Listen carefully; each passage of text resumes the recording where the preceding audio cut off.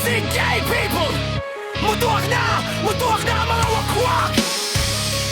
Mga wakwak sa kalibutan, mga naka four wheels, straight out of purgatory. Mutuwag na sila mga wakwak sa kalibutan.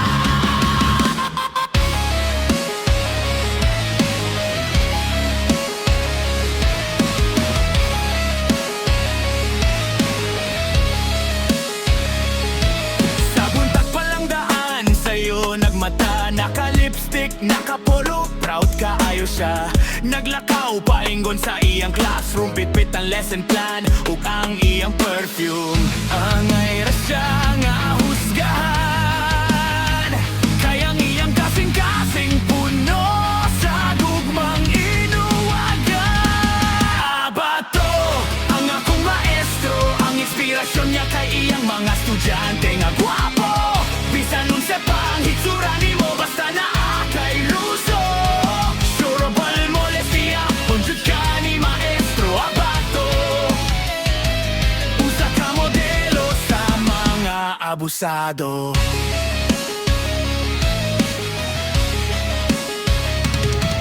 Kung naay mo bugal-bugal, di siya mahadlok. Iyaharang tubago no gusaka joke. Pero ayaw ug kumpiyansa, inig kagabi patay ka kay pagka-alas 7 mahimo siyang chupacabra. Nana siya'y plano sa inyong barkada.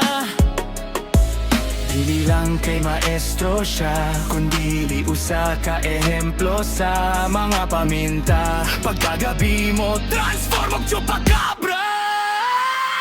Abato, ang akong maestro, ang inspirasyon niya kay iyang mga estudyante nga gwapo.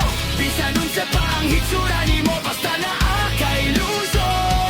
Surbol molestia, punjud ka ni maestro Abato. Usa ka modelo sa mga abusado. Sa kalibutan nga puno sa panghusga, ikaw ang nagpahinumdum nga mga bayot. Ilasang sa cross, walay line, ikaw lang, idol sa mga batang bayot o paminta. Potang ina!